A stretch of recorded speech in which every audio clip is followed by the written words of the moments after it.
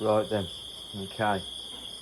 So, a lot of people are hassling me now on private messages saying what's happening with the cat.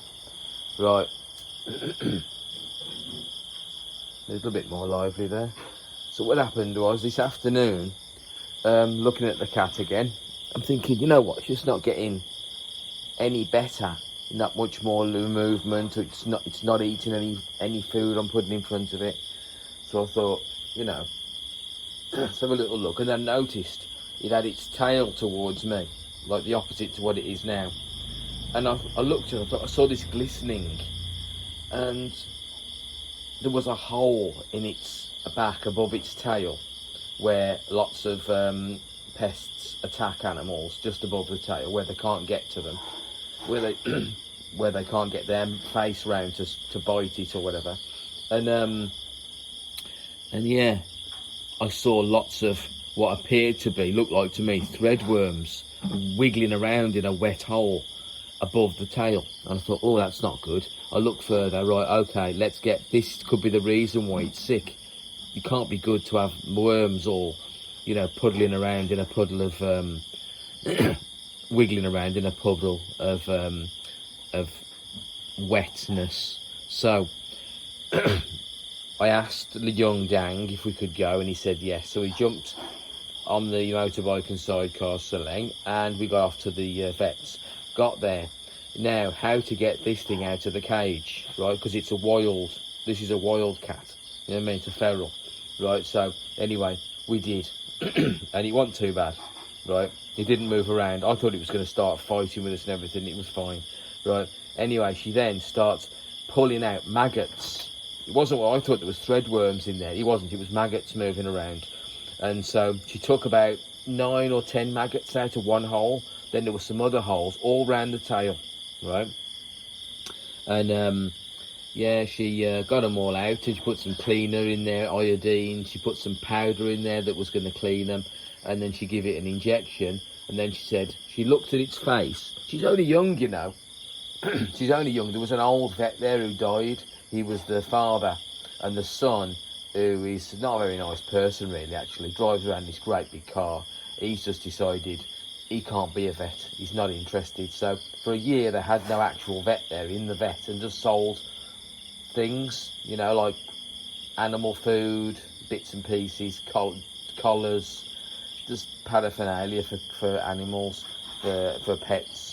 And then eventually they got this young vet in who looks like she's about 30 to me, and speaks a bit of English. Yeah, looks clever enough. And she immediately looked at its face and stuff and just went, this dog's got AIDS. They call it ETS. And I was like, huh? So I thought, yeah, feline AIDS, I've heard of that. And she said, yeah, this has got AIDS. So she says, we'll do a test. So she did a test, and it come back and said, yeah, there it is. She drew blood, and she did the test, come back, yeah, it's got AIDS. And it's got 6 months to a year to live, because it'll have no immunity, so it'll die of something. And you've got to give it, what do they call it? She called it, like supplementary treatment. Treatment that will help you along the way, right? Oh, what was the word she used?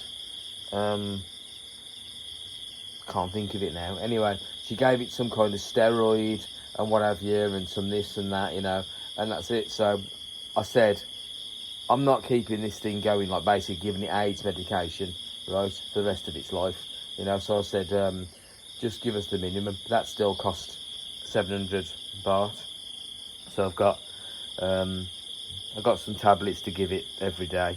1 tablet a day, I think it is, right? But that's for the rest of its life. It's like having AIDS, you know what I mean? Strange. So we'll see. And then we thought it was an old cat, and then she picked it. She looked to see whether it was a male or a female, and at the same time she could tell from looking at something. She said, "Oh, this isn't even a year old, this cat." And then when you look at it, you go, "Yeah, it does look like a young cat." When I look at it now. So yeah. So we'll see what happens with it, but it's got a bloodshot eye on the one side. But bloody hell, its eyes are open. That's better than it was today. So let's hope that it starts walking around. I wouldn't be surprised if there's lots of cats going around that've got AIDS, like she said. You know what I mean?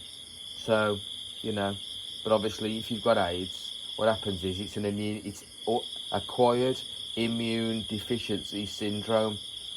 So you basically just die of anything, like a cold or something like that, because you can't fight it off. But I've got a feeling there's probably lots of cats that got the same thing. But there we go. So that's it. So let's see how she fares over the next couple of days. Or he, sorry, it's a he. There you go. That's the update. I hope you enjoyed it, fans.